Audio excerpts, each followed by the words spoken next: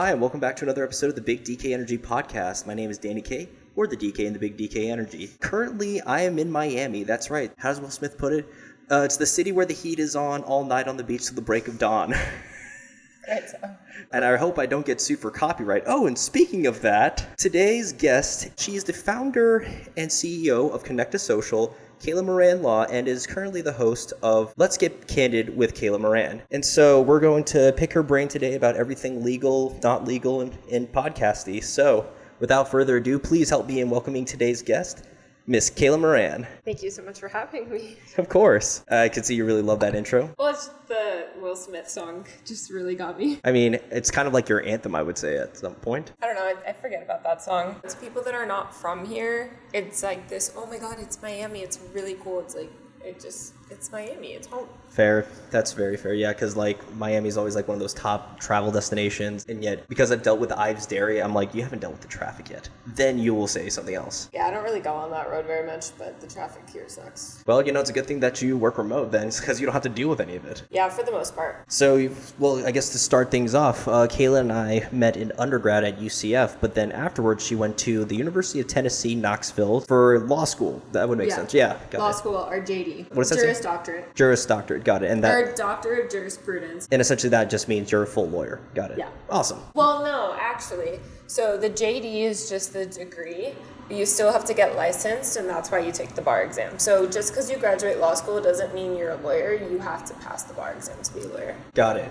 So I guess if you don't pass the bar, that's kind of like an end-all be-all? Or are there other legal jobs that you could get into? So you can do other roles in the legal industry. There is jobs that have JD advantages, so like you need to have a law degree to do them, but you are not necessarily a lawyer. But in order to legally practice law, you do have to be a lawyer. What made you want to get into lawyering? The $1 million question. No, I've always wanted to be a lawyer since I was a little kid. Did you like to debate with everyone when you were younger or something like that? I'm pretty sure you could ask my dad and he would say yes. No, I just always wanted to be a lawyer. I liked them growing up. I liked seeing them on TV. I've always liked history. I liked government, and I thought, that's a good way to get into it, and I knew it was going to be a good career. Interesting. In fact, I was listening to one of your episodes recently, and then you said you were even thinking about going JAG. Yeah, so my dad's a Marine, and growing up, we watched all of the Marine movies, and I was like, I think that would be really cool to be able to also be a Marine, and not only, you can do JAG in other branches, but I knew I wanted to go JAG in the Marines specifically, or the Navy, and do Justice Advocates General and be an attorney for the military. But ultimately I realized while I was in law school that I wanted to chart my own path, and I didn't want to do the traditional law stuff and being in uniform, and that wasn't really for me. Interesting. It's funny because my dad was Army, but like I remember when I was younger, I really wanted to be Marine, like infantryman, and my dad was like, "Oh hell no, you're not going to be that." Yeah, no, all the branches hate each other. It's kind of cute, their little rivalry, but in the time of war, it's just like, listen, you suck, and I know for a fact that you think I suck, but right now we got something way worse. Yeah, I mean, they all come together at some point. Something's got to bring them together. Although I will say a big rivalry is Army versus Navy football. We go Navy. I think I would root for Army in that case because, my bias. Yeah. But speaking of big football games, you were at UCF during a good time of its football, but how'd you like the football at Tennessee? I mean, we kind of sucked the first 2 years that I was there, but then the last year, actually in the year that I've been gone is when they've been really, really good. It's just, even if they're not playing well, there's just nothing like being in that stadium. In Neyland, it's just a different energy and experience. Like UCF, the bounce house, like you literally feel like you're going to fall because it's bouncing. That's why it's called that. But Neyland is such a institution, and the history, and it's just, you feel like you're a part of it. And it's a really great experience. Was Tennessee your initial choice for law school? I didn't have an initial choice. It was just wherever. Yeah, the whole goal was wherever I got in and wherever I got the most money. There were some schools I really wanted to go to. Like? The University of Miami was definitely up there. And then I really would have loved to go to Georgetown or NYU.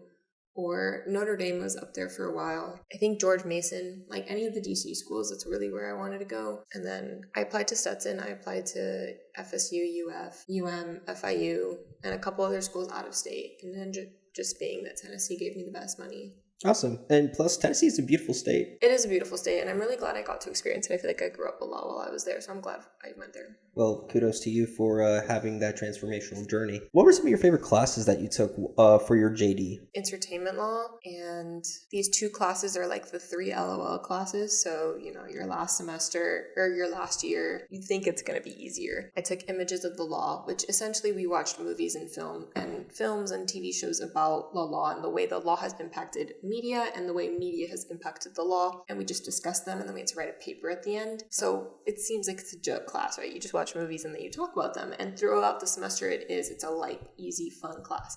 But then you have to write a paper, and you have to actually think about what you discussed throughout the semester and all the movies and stuff that you watched, and really synthesize it all in a constructive way. And I actually wrote about Legally Blonde because you laugh and you think oh, that's whatever. But she is a lawyer, so. She does become a lawyer, and my dad actually joked that it's probably the best paper I've ever written, which is sad because I've written a lot of papers throughout the years. But I think the reason why is because it was the one that was the most impactful. Her experience in law school was, I could parallel it to my own. And it got to the point where after, it was October 3L year. So last year, or October 2021. And we watched the movie, and we had just taken our composite photos earlier that day. And that's the picture that's going to be hanging around the law school walls till the end of time. Anybody who comes in after me is now going to see my picture on the wall. And for this entire school year, that composite is hanging. It's not hanging, it's on the front of the library. Ooh. So anyone who walks into the school will see it. And then from then on, it goes up into a wall. And so that's a big deal. And it's I remember taking that photo and I was holy crap, we did it. I mean, we still had a few more months to go, but it was oh my God, we got to October of 3L year, we made it. And there was a lot of blood, sweat, and tears. And I do mean literally blood. I've fallen down the stairs. I got hit by a car. Whoa, time out. Hit by a car? Yeah. You want to go into that? No.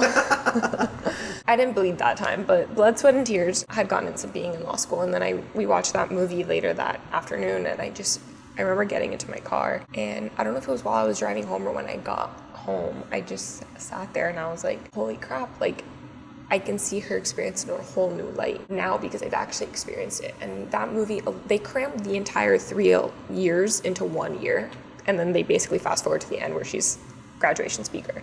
But her first year, that is not what a typical first year's experience is going to be like. You will not try a case your first year of law school. You will not be in a clinic where you're actually assisting professors in trying cases and representing clients your first year. You don't know enough to do that. That's not really realistic. But once you move past that aspect of the movie, there was 4 major lessons that I think you could take out of the movie, and I can't quote them right now off the top of my head. I would have to look at my paper, but it really spoke to me in a whole new way. And I was she's really misunderstood as a woman and as an attorney. And she doesn't compromise who she was. She never at any point compromised who she was in her pursuit of being an attorney. She's Malibu Barbie, and she went to the East Coast, and she didn't change who she was. She didn't stop dressing the way she wanted to. She didn't lose herself in the process, and that's something that really spoke to me because I did feel like I lost myself at the very beginning, and it took a few months, almost a year, to really come into my own and recognize I don't have to change who I am to fit in. I can be myself and make this my own. And so her experience really spoke to me, and just that she wouldn't have won the case that she won if she hadn't known about permits, right? She used her outside experience and knowledge to help her win the case. They forget to teach you that in law school, but that becomes really important in practice and in life. Your experiences shape your life and how you approach situations. And that just became really apparent to me because I was, at that time in October, I had already known that I wanted to pursue a career in social media and law and social media, but that was when I was really starting to think about how would that work, what would that look like. So I took a lot of it, her life lessons and advice that she throughout the movie comes to, the lessons that she learned, and really applied them to my life. So that movie was really impactful for me, and I cried that day, and then I wrote my paper about that. But yeah, I think being in Tennessee really allowed me to come into my own, and I'm still coming into my own now. It's been a year since I've graduated almost, and I'm nowhere near where I want to be, but I'm a lot better than I used to be. I mean, heck, you passed the bar and you're a lawyer.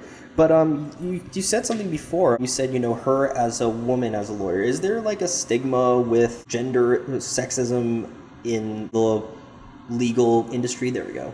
Yes. Legal absolutely. profession, that's what I meant. Absolutely. So what examples have you seen personally of that? Like, did any of your professors kind of give out that vibe during your classes? No, I mean, it's funny because in law school, it's about a 50-50 split, like 49-51, usually more women than men. But by the time you get to practice, and then a few years later, like right now I'm 25. Most of us are 25, 26 in our first year class, like the ones who went straight through from college. Most people go to law school between 25 and 30, so they took a few years off. So let's just say on average, the first year lawyer is 28. A 28-year-old male probably still living the single life. A 28-year-old female is probably starting to think about like family. And there's still that kind of like, I don't want to say, you don't have to choose, you shouldn't have to, but there is still that kind of pressure of like, can I have both? And what would it look like to have both a career and a family? Whereas men don't really have to think about that as much. So that's more where you see that stigma come in, and it gets more into the career, the workplace, more so than school, because it's pretty equal in school. And I thankfully never experienced it on a professor standpoint or even my classmates, but you do recognize that, you know, as you're networking and you're meeting attorneys and you're talking to firms, 9 times out of 10 the people you're talking to are men. And there's not a whole lot of women up there. It's changing. It's getting better. There's a lot more female CEOs now than there is men named John in the C-suite. That came out on Bloomberg last week, and there's a lot of Johns, I'm sure. So the fact that there's more women CEOs than men named John in the C-suite, that's pretty good. But that's business. In law, it's not quite there yet. And a lot of times the women who do get up into those ranks, if they have families, they're not as present as they want to be, or at least as I want to be, or they don't have families. They choose not to because they want to pursue their career. So there's still that choice. But thankfully in class, in school, there wasn't that pressure at all. It's not like you can't wear spaghetti straps in elementary school because you're going to distract the boys. Like, that's not present. It's pretty equal. For the most part, everyone is very respectful of opinions and allowing you to have the floor and talk, and your presence is valued and they want you there. But yeah, definitely as you get into the career, it changes for sure. Well, that's good that they, you know, respected that everybody there is an adult trying to achieve an objective rather than be like, what's a girl doing here? You know what I mean? Yeah. I mean, I think also I went into law school in 2019, so I would hope that by now it wasn't like that. Okay, that's fair. But I'm sure at some point it was. Yeah, it was never like what are you doing here? At least not because I was a woman. But definitely as you get older, your priorities change, and everyone has a different, again, your outside experiences and the way you grow up, that affects how you approach life. And it affects your opinions and your experiences and how you contribute to the world. So you do see that play into how people are in class.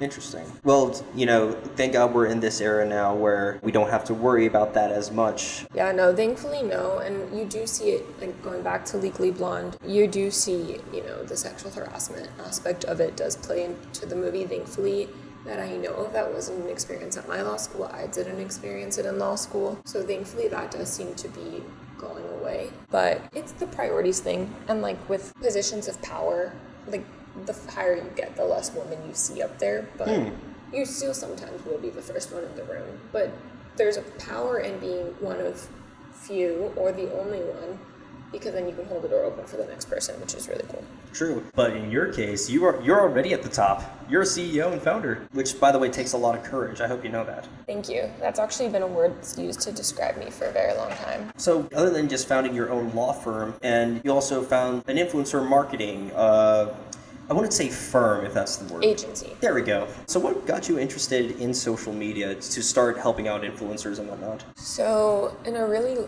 roundabout way, I was a blogger in college, and as I was starting to apply for law school, I started Googling just questions like, what is it like to go to law school? What do I wear to law school? What do I wear to orientation? All these different questions I had, and a couple blogs came up, and there were girls who went to law school who were sharing their experiences, but I felt that they weren't really personable. Like, oftentimes we didn't even know who they were. Like, there was no pictures of them. It wasn't their real name. They wouldn't share what school they went to. Like, they kept it very, very private. So they pulled the Drake and had a ghostwriter do it for them or something like that? No, it was them. Like, it was presumably them, but they just wouldn't share who they were under a pseudonym, or they had not an alias, but they had, like, one of them was the legal Duchess. Like, she went by, like, a name that wasn't a human name. A moniker. A moniker, alias. that's the word I was thinking of.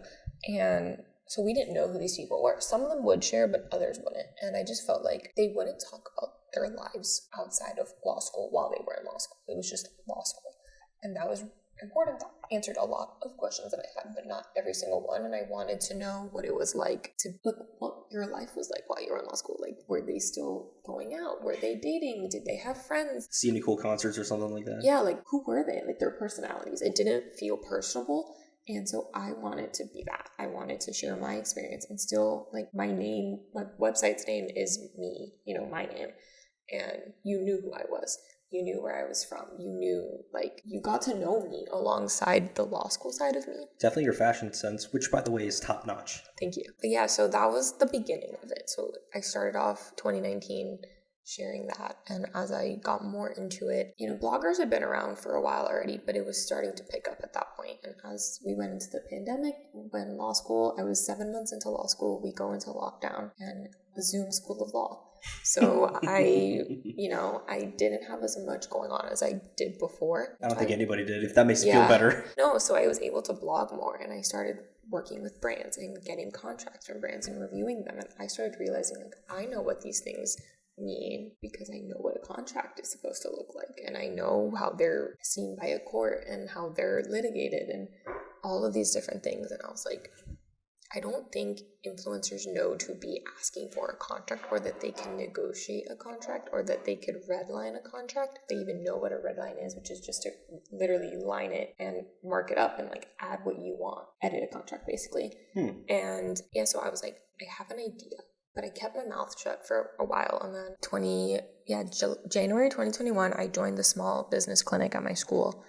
And my professor asked me a question that changed my life. And he said, what kind of lawyer do you want to be? What kind of law do you want to practice? What kind of clients do you want to have? The big question. Because he wanted to tailor our student attorney experience to as best, like, what we wanted to do, so we could truly start gaining experience in that.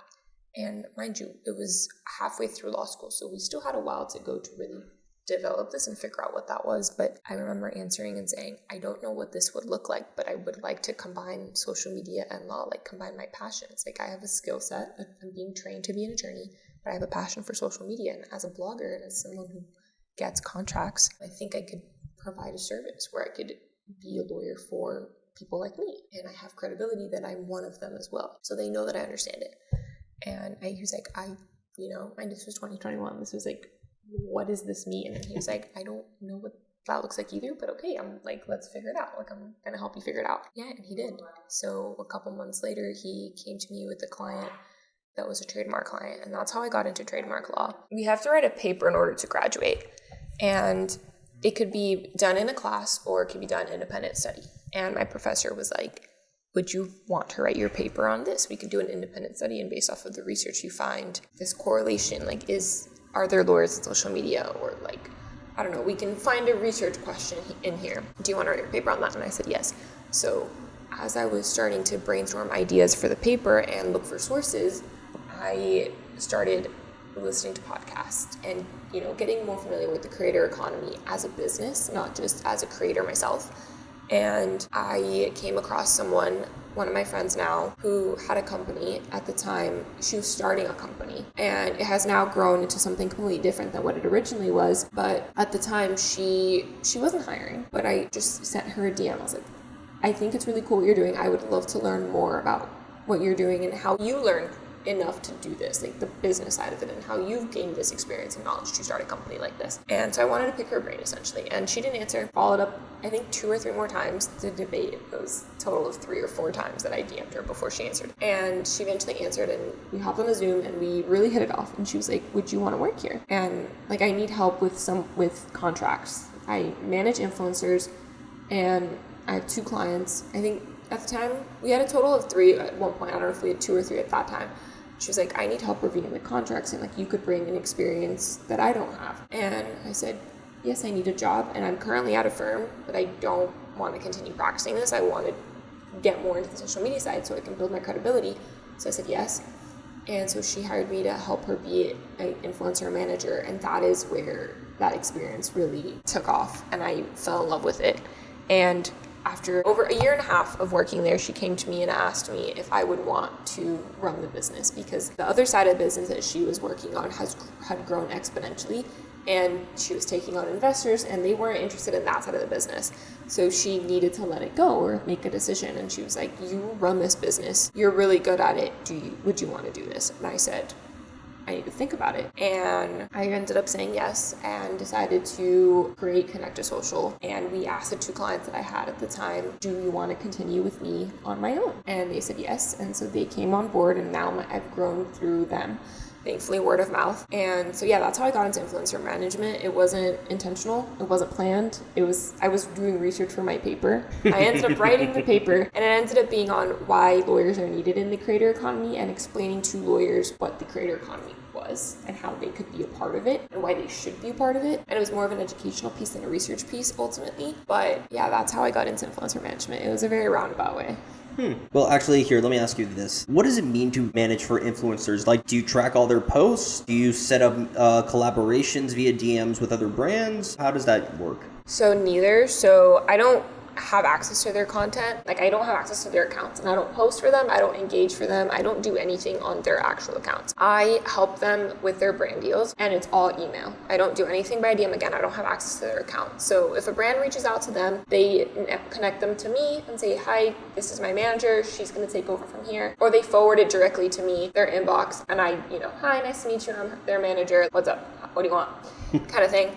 And yeah, so some people have, they create emails for each influencer. I'm not at that stage where I have multiple emails for each influencer, and I also don't have any other managers under me right now. Eventually, that's potentially something that could happen. But yeah, I pitch them to the brands that they want. I have a wish list for them that I pitch them to regularly when I see that there's an opening in their content calendar for more opportunities, or I handle the influx of opportunities that come their way, and I introduce myself and I build a relationship with the brand and help them develop a brand deal. And then the contract comes and we negotiate the brand deal and negotiate the contract and make sure that they understand the terms of the contract. They never get the contract without me having reviewed it first. And I always want to make sure that before they sign it, if they have any questions, they come to me and I explain to them and I go over with them so they understand what they're signing and that they get paid what they're worth, because they put a lot of energy and effort and passion into the content that they create. So I want to make sure that they're getting their value out of it. And a lot of times these contracts are really bare bones. So I have a template contract that I've developed that I input language that I want to make sure is in there, and I mark up these contracts a lot. But yeah, so that's mainly what I do is I pitch them to brands, I handle the influx of emails that they get, and I negotiate the contract for them, make sure that the rate that they're getting paid works for them. They're comfortable with it. And I send brand analytics. I send the content for approval. I'm the intermediary between them and the brand. So I'm the middleman. So I'm the one building the relationship for them with the brand, and they get to know the brand through me. And I handle the business side of it for them. And then, help them with PR. If brand wants them to be on their PR list, I send their address for them. And I send the invoice, I make sure that the payment comes in, I take my cut, and then I pay them. So yeah, that's how management works. Quite a busy bee, aren't you? Yeah, it's definitely time consuming, and I do a lot of work, and not all of it goes to a brand deal, and so I don't, I make money off of commission. So it is a lot of work, but it's worth it because I genuinely enjoy the brand relationship building. That's, to me, what's the most important thing between the brand is the influencer is an ambassador for the brand.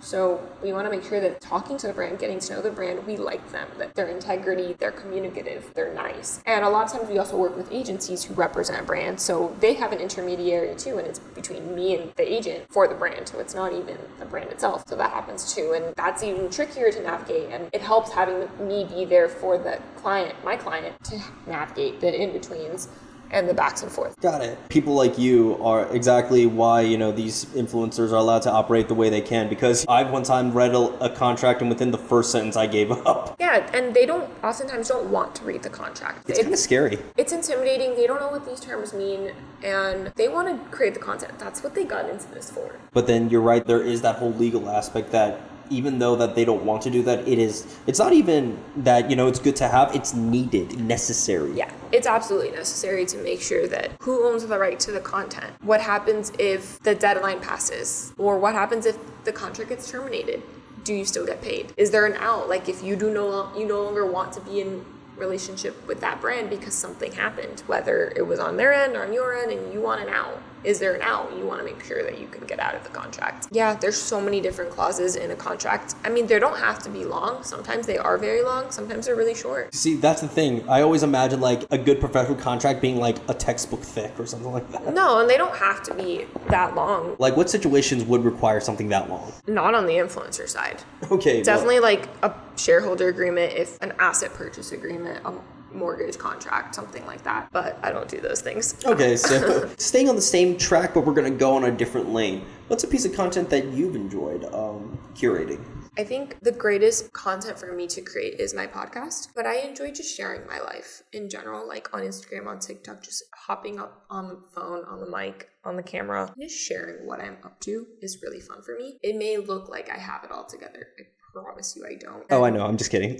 And I don't want people to think that it's easy or that I have it all together at all times. Like, I want to show the good. And I'm not always going to show the bad in the moment or all of it, but I want you to know that there are struggles and the building process along the way and the work that is being done to achieve these things. So I enjoy sharing the process, and I enjoy sharing the behind the scenes and the lifestyle aspect of the work that I do, my businesses or travel or, just home life. So yeah, but the podcast for sure is the greatest content that I create. I mean, my podcast is called the Let's Get Candid podcast. It's candid conversations with people that inspire me, and my goal is to inspire others. And it's just having these conversations about whatever that, the guest wants to talk about, or something that really intrigued me or I enjoy about them that I want to learn more and I think other people would want to know. And people might be scared to ask these questions to people because it's nerve-wracking. And, like hopping in someone's DM, like, can I pick your brain? Like, now you don't have to. I'm doing it for you because I genuinely enjoy connecting with people and having these conversations. And I learn a lot from the conversations. I've grown so much. I've learned a lot from having these conversations, and I want to share them with people to help them do the same. So yeah, the greatest piece of content I've ever created, I think, is my podcast. Well, kudos to that, especially since you're on another one. Yeah. Which, thank you, by the way, for joining. Thank you for having me. Always, Kayla, always. And, I love bringing on fellow podcasters because it's like, sure, we do the same thing, but we each do it differently. Yeah. And so, well, one, other than to promote you, it's just to kind of like pick your brain. Because I've actually had a few people since I've started podcasting being like, hey, Danny, I'm thinking about starting a podcast. What do I need to do? And then I'm just like, why are people coming to me? DM Joe Rogan. I mean, sure, it'll take like 3 months to get to you. I mean, but his is a big production, whereas yours is more of a production than mine, actually. But everyone has their own style, their own method, their own approach, and their own feel to it. And it's actually really easy to start a podcast. It doesn't have to be this whole production. I mean, some people just literally put their phones to their mouth and just rant. Yeah. I mean, I do it on a computer and a mic, but yeah, it's basically that. I just hop on the mic and I talk about whatever's on my mind that day. Yeah, but you have guests as well. You have an entire structure and whatnot. Yeah, but it took time to get there. At the beginning, I knew I wanted to have a podcast. I knew what I wanted it to be and what I wanted to talk about, but it's evolved a lot since I started it. When did it occur to your mind that I want to start a podcast rather than just create regular influencer content? Yeah, so I don't think I've ever been your typical influencer. I didn't want to just be fashion or just beauty or just one thing. I wanted it to be an extension of me. Like, I wanted people to get to know who I was and share my life because I wanted to inspire people the way I'm inspired by others. But the podcast came about because of my friend who I was working with. She has a podcast and I would listen to hers every week. And it was like kind of like a running joke. Like, I would listen and then I'd text her and be like, oh man, I love this conversation you had. And I just kept saying like, it would be so cool to have a podcast. I would love to have conversations like this. She's like, you should start a podcast. And I was like, what would I even talk about? She's like, you have so much to talk about. You always have an idea. It was also another running joke between us, like, guess who I met today? Or guess where I was and I met someone who does XYZ. And she's like, how do you meet these people? And I was like, I just run into them. I'm a networker. I'm a natural networker. Do you strike up conversations in public? Not really. Sometimes. Depends. But yeah, so she was the one that was like, I think you would have, like, you should start a podcast. And so I remember coming home one day and talking to my parents. I was like, I think I want to start a podcast. I don't know what that would look like. I don't know when because, it was going into my 3L year. I had 1 year left of school. I knew the bar exam was coming. I knew at the time I was still thinking I was going to go to a firm, and I knew that I wouldn't be able to have a brand and a personal brand at a law firm. That's not allowed. So I was like, I know I really want to do this, but I don't know if I can or should because I'm probably going to have to end it. So what's the point? And as I started getting more into the research paper, this was all happening at the same time, I started realizing, like, if I want to pursue social media law, I'm going to have to kind of do it on my own. So the podcast it kept coming to me for a couple of months. I kept thinking about it over and over and over again. And I was like, I just felt called to do it. So in September 2021, on a whim, I was like, okay, I have all of these ideas, all these guests I want to have, all these topics I want to talk about, but I don't have a name. And I had my best friend in law school, and one day in the middle of the night, it came to me, something with candid, like the idea of the word candid. Like I was like, I need to use that because I want it to feel like a happy hour conversation, like chill, low key vibe. That's what I wanted these conversations to feel like. It was just like, we were on a call. Would everyone be drunk? No. Like coffee, drink, like water, whatever. It doesn't have to be a cocktail, but it was just, we were hanging out and having a really deep, candid conversation that other people might be too scared to have, or not know how to approach someone to have them, or not even know where to start. And they wanted to learn more about something, and I wanted to be the one to have those conversations. And so candid, like the word candid came to me, and I was like, I texted my best friend, and I was like, hey, are you at school? I need to talk to you. I want to start a podcast, and I need help coming up with a name. He was like, oh, you're really good at that. So I had told him that a couple days before, and I was like, where are you? Like, are you at school? As I was walking up the stairs texting him that, I run into him. And it was really funny because he's never at school that early, and neither am I for that matter. So it was just like shocking that I saw him right as I was texting him. I feel like that's fate. Yeah. And so I went up to him and I was like, okay, I think I have a name for my podcast. And he was like, okay, what? And I was like, something with candid. He was like, let's get candid. And I was like, how did you do that? Like, how did you know? That's like perfect. So like he helped me kind of come up with the name. And so that was it. I went home that was a Tuesday. Thursday, I still remember this. That was a Tuesday. Thursday, I went home from school and we would go out every Thursday for a rum court. And I was supposed to start getting ready. And as I was like about to start getting ready, I had taken my nap and I was getting up. I was like, okay, like I'm just gonna do the cover art and the trailer and not gonna tell anybody about it. I'm just gonna like make the first step. And so I did. I made the cover art, I made the trailer, and I published it. I didn't say anything. I went to rum court and everyone was like, oh, like, what have you been up to today? How's your week been? And I was like, oh, it's been good. Just something very big is in the works, but I'm not going to tell you about it. Yeah, I was like, I'm working on something, a personal project. And they're like, oh, like what? And I was like, I don't know, I think I'm going to start a podcast. And like, oh, you would actually be really good at that. And I was like, oh, cool, thanks. So then, I started that. Like, it just happened one night. It happened very fast. Like, it took a long time for me to get the courage to do it, but once I did it, it snowballed. It happened really, really fast. Well, one, glad that you're amongst the realm of us podcasters. And two, that's kind of how I felt when I first started. It's just like people, when you have the camera set up, it's like, okay, record.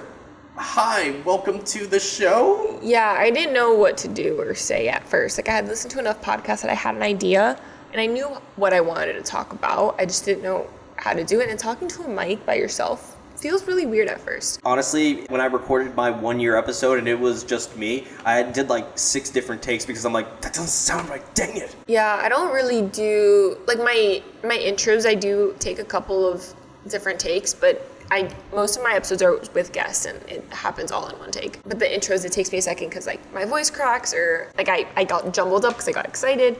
But for the most part, it happens very naturally to me now, but it took me a little bit to even step into stride with all that. Yeah, step into stride and also like have my first guest. Like I knew I wanted to have guests, but I knew I needed to get comfortable with it before I started having guests. So I think the first 4 episodes were just me, and then I got my 5th episode as my first guest. Nice. Well, and you're at 78 now? Yes. Well, at this current time, 78. 78, yeah. She's probably gonna have a whole bunch more by the time this comes out. So. Yeah, they go out every Thursday, so once a week. Nice. I tried to do that, and then my life got jumbled up, especially since I now have a full-time job. Of course, reason not an excuse, but like. No, it takes time to get. When I was studying for the bar exam, I pre-recorded, so I would be able to have one go up while I was studying and not have to worry about them. But then the 3 weeks that I was in Europe, I didn't. The episodes could have gone up, but I didn't have an intro pre-recorded because I like to do the intros in real time. So I took a 3-week break, and then I've taken, I think, 2 other breaks in between that. So there's like it hasn't been 100% consistent, but for the most part, I try to get one up every week. Well, still kudos to you because, I'm very anal when it comes to editing my podcast. And so that's why it takes me like much longer than necessary because, if I hear just this little after me. Oh, I don't edit my podcast anymore. I used to be the one to edit it. Now I have an editor because I wouldn't be able to do everything that I do without it. And I mean, I mainly got it because of the bar exam. I couldn't devote 2 hours to editing the podcast every single week from studying. I had her do it. I hired her, and then I was like, no, like this has made my life significantly easier. So I'm just gonna keep. Yeah.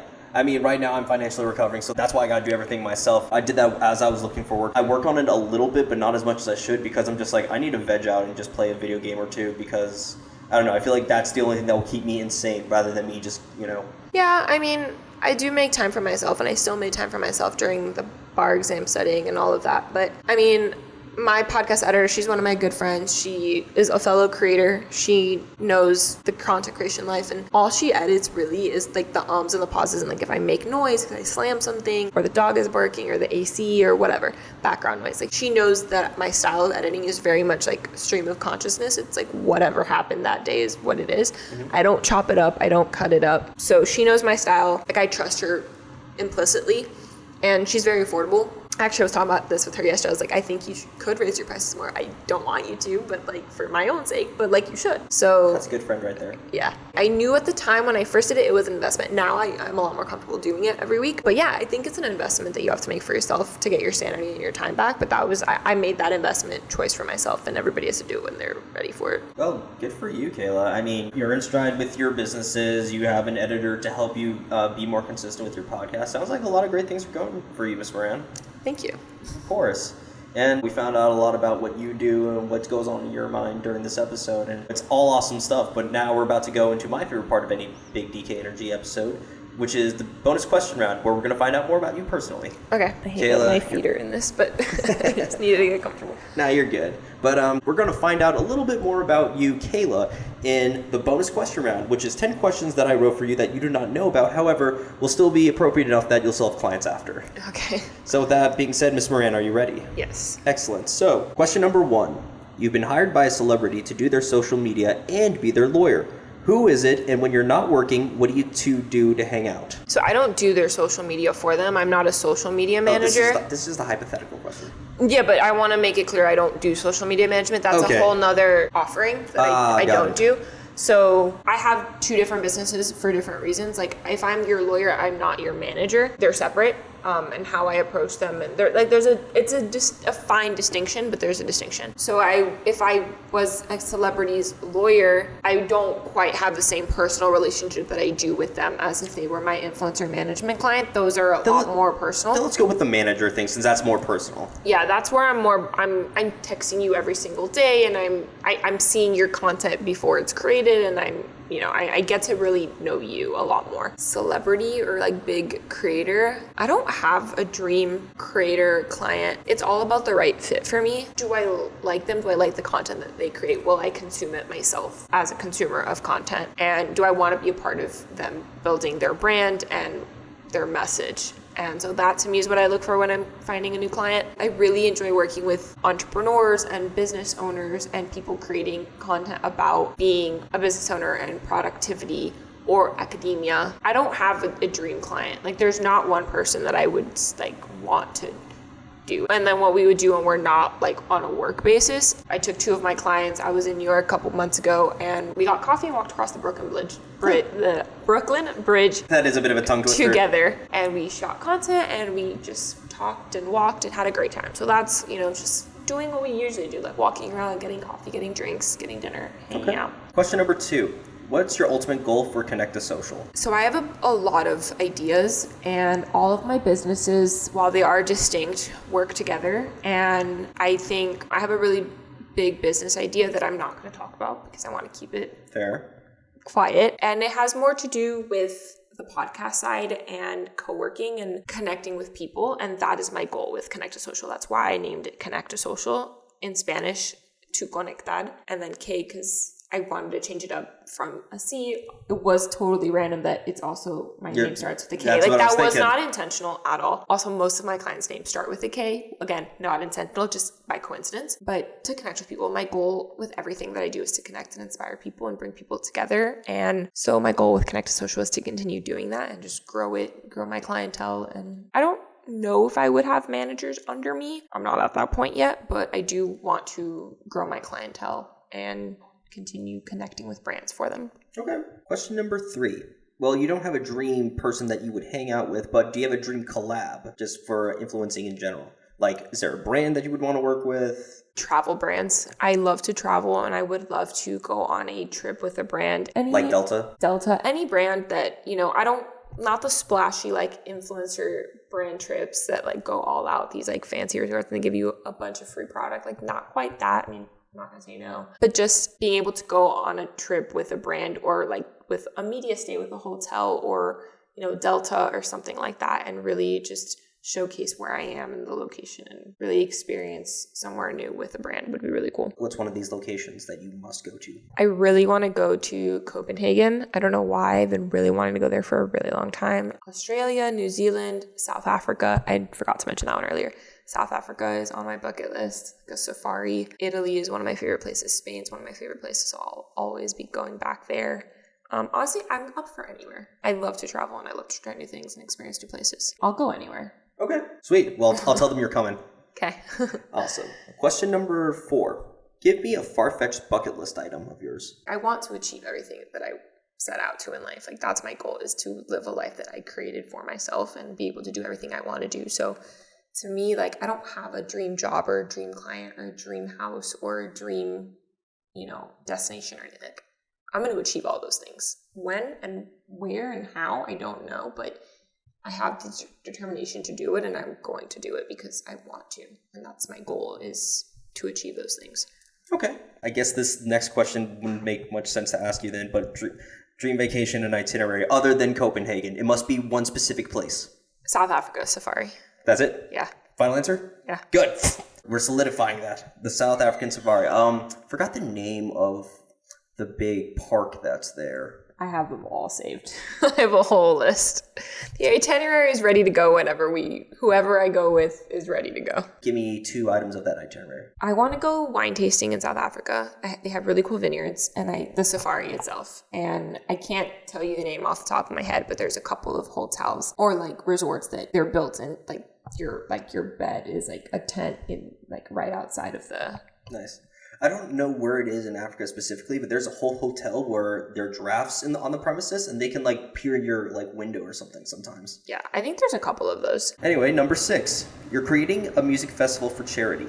Who is the charity, and name 6 of the performers? I've always really liked, this, Nighthon has always been one of my favorite charities, giving back to children in the hospital and helping their families pay for their medical treatment. So probably some sort of children's hospital or organization helping with children in general and, education, so something like that, and the performers. So I either love Spanish music or country music, and there's like no in between.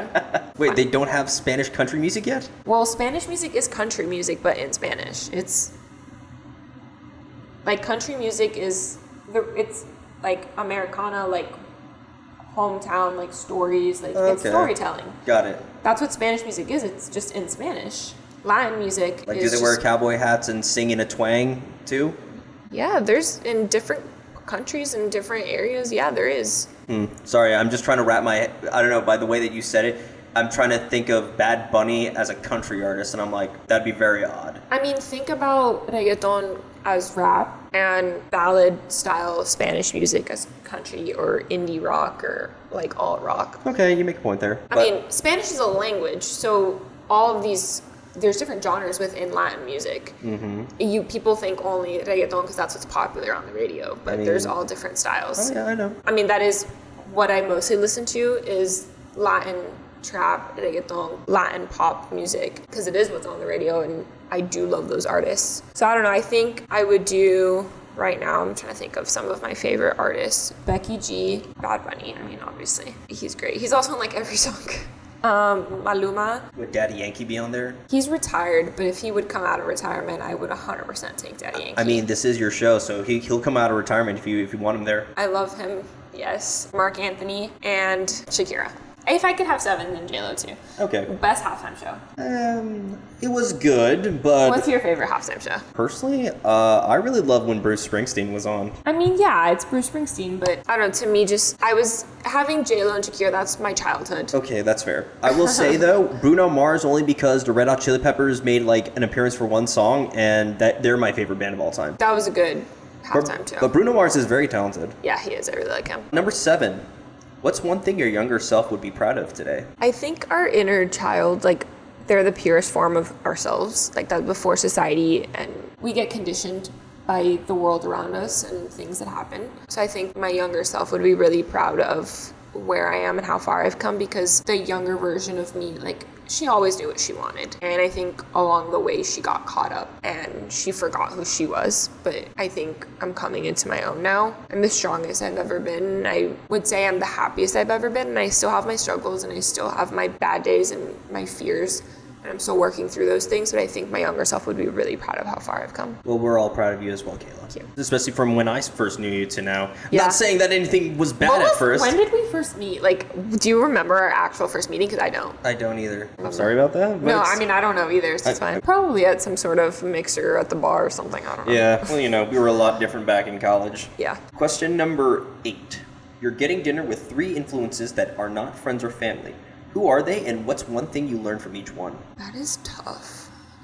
I get inspiration from so many different people, and I have so many different interests, and I'm the type of person that starts at one place on Wikipedia and ends up 3 years later on a black hole somewhere completely different, because I love learning. So there's just so many influential people. This is really out there. Mary, Queen of Scots, I've always really enjoyed her story. She was born a queen and she was raised in a different country, and then she ruled her country when she was of majority from a different country, married to a prince and later king of a different country. And it was right around the time of the big schism, the fights starting between Catholicism and Protestant churches, and so she really struggled, and I think her story is really underrated. We always talk about Elizabeth at that time because her cousin was obviously Elizabeth, and she changed the world. But Mary, Queen of Scots had a really big impact, and her son was the first ruler of England and Scotland together. So I've always really enjoyed her story. So I think it would be really cool to have dinner with her and just learn from her. And I really did enjoy my time in Scotland. I've been twice, and it was really beautiful. Speaking of J-Lo, I would love to talk to J-Lo, just because I think we underestimate her, very similar to Elle Woods in Legally Blonde. I think we underestimate J-Lo a lot. And I don't know if you watched her documentary, Halftime, but if you haven't seen it, great documentary. And you really get to know a lot more about her behind the scenes. And she has her, issues, and she has her problematic moments. We all do. But she was one of the first women in modern times to really to break into the industry as a Latin woman. And I think she has really grown into herself, and she's a very inspirational person.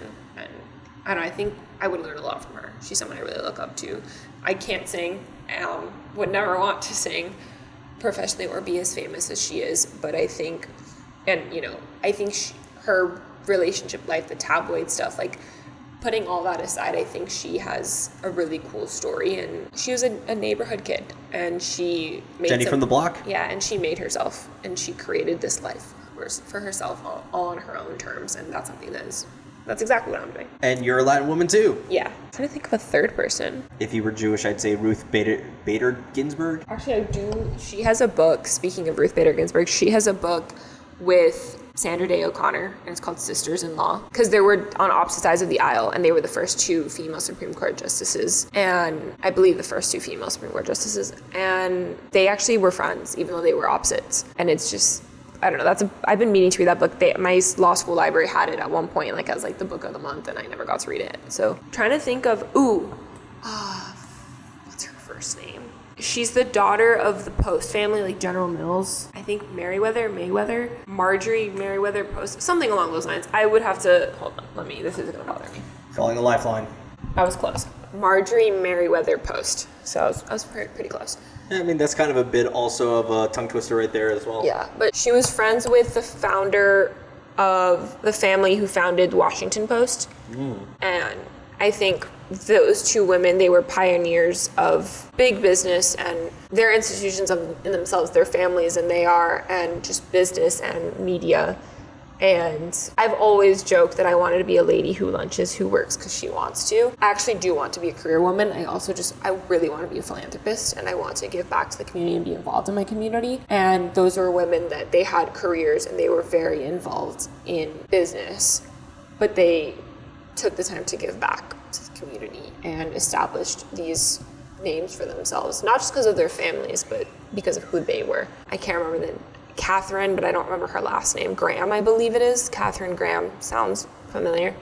But yeah, and she actually misposed Mar-a-Lago, not endorsing anything politically, but Mar-a-Lago was hers. That was her house. So when I found that out, I was like, oh, that's pretty cool. Notwithstanding who the current owner is. But, which actually, I don't think he's really the owner. He, it's... Rents it out maybe or something like that? No, it's like a country club and stuff. He lives on, a very small part of it. Fun fact. Told you I knew a lot of random things. But no, I think she's a really cool figure in history. So I would love to talk to her. Okay. And just, there's a lot of scandal and a lot of drama and mystery and... I don't know. She just seems really cool. I feel like J-Lo and Mary Queen of Scots would love to talk about that as well. But yeah, sounds like a good group. Yeah, I love a good scandal. Don't we all? Kind of keeps things frosty. Yeah. Question number 9. Dream podcast guest. Again, there's just so many people I would want to have on, and I hope one day I can. But a couple of people that I would really love to have on are the founders of Summer Fridays, Mariana Hewitt and Lauren Ireland. They are 2 women creators, businesswomen, entrepreneurs. One of them is married with children, the other one is not, and they're best friends, and they've really created empires individually and together, and I love that they really make time for family and their friendships and their own self, their own personal relationships with themselves and also their business, and they share a little bit of all of that, and wellness is really important to them, and I would love to know how they are, and I mean, they talk about this on other podcasts and on their own platforms, but just really would love to meet them and hear their story directly. And we all know how the business came about and how they run it all and how they manage it and who does what in the business. But I just find them very inspirational that they are able to, I've always want it all. I know I can't have it all at once. There's ebbs and flows in different seasons of life that different things are going to be priority, but they are the epitome of having it all and showing that you can have it all if you work hard enough for it. So I would love to have them on the podcast and talk about that. Awesome. Yeah, that literally is what you're doing. So literally the only thing that what I've realized is time is a factor, and that's the only thing you can't control. Yeah, and you can't get it back. That's right. It's the ultimate currency. Yeah. And Kayla, we're having such a great time that unfortunately we're already at the last question. But it's one that I ask everybody, but all the answers are different. And that is, what is your best, most recent accomplishment? And if you can't think of one, give me one personal and one professional. I mean, I would have to say passing the bar, I think, is one of the greatest accomplishments, both on a personal and a professional level. I think that is a beast of an exam. I'm really glad I don't have to do it again, ever. Unless I choose to practice somewhere else, but I don't foresee that happening. I learned a lot about myself in the process, so I would say passing the bar. But on a more personal note, I think just being where I'm at right now in my life, at this crossroads of choosing to chart my own path, and the fact that I had the option, I had the privilege and the option, and that I'm able to do this, and all the options and opportunities that are coming my way because I've gone this route. And I think that in itself is an accomplishment, because again, I don't want to limit myself. I don't want there to be an end goal. I'm not on a timeline. I have goals for myself, and I know what I want my life to feel like, and what I want it to look like. How and where and gets there, and if it changes along the way, that's fine, as long as I like how it feels. I enjoy it. And I think getting to that mentality in and of itself was an accomplishment, and all the growth that I've gotten into and all the opportunities that have come my way that allow me to continue to pursue that. I think that's the greatest accomplishment, is just being able to be where I'm at right now and have these opportunities in front of me to make my life my own. Well, kudos to you, Kayla. I don't know when I met you, but from when I met you to now, you've transformed tremendously. What was I know you don't remember exactly when, but what was your first impression of me? I'm gonna have to really dig deep into that one. I thought you were chill. I didn't get enough of you to get a full read, so it's not that I didn't think you were weird, it's just I didn't have enough information, so I was like... I probably was weird. I thought you were cool, it's just that I didn't really get to know you at first, so... maybe I think that was kind of the thing. Then over time, as our groups of friends collided, I think that's how we got to finally start to talking, and then eventually get to this point right here. Yeah, I don't ever think we were really close in college. We just always would be in the same circles, and we would just talk because we were around each other. Mm-hmm. And that's how our friendship formed. So yeah, I can't pinpoint. And I don't remember when I first met you or anything either. Well, also we were both involved in Ninthon, so... Yeah, I don't know if it was through Greek life itself or through Ninthon. I honestly don't know how. Well, whatever it was, seeing your progress from where you were to where you are now has been absolutely astounding and inspirational. So, Kayla, I just want to say that. And unfortunately, even though we are at the end of the show, thank you so much for taking time out of your very busy schedule to allow me to interview you. Oh, thank you so much for having me. And I love getting to have these deeper talks now at this point in my life with people who have known me for so long and who have seen that evolution and hear that reflection, because it's a testament to me and my growth and that I did make an impact along the way. So thank you for having me and for sharing that, and for, I'm happy that I was able to come on the podcast and share my story and get to talk to you a little bit more. But this was fun. Excellent. So, Kayla, for being such a great resource for a lot of legal knowledge, especially for those who are trying to get into the content creation industry, those are a few reasons out of many why I think you, Kayla Moran, have big DK energy. So we're going to put all of her links in the description box below. And Kayla, is there anything you want to say or promote before we head out? I think the biggest piece of advice I've ever learned is just to really, if you want something, don't let anyone stop you, and just keep moving forward. Because if that fire ignites in you, it happened for a reason. You just got to keep pursuing it no matter what, and keep pushing forward. Everything happens for a reason. And lo que es para ti, nadie te lo quita. What's for you, no one will take away from you. Bueno. Had to stick that in there somehow. Of course. No, that was righteous. That was right on, dude. Yeah. All right. And we're done. So with that all being said and done, I'm Danny K of the Big DK Energy Podcast, and we're signing off. Bye.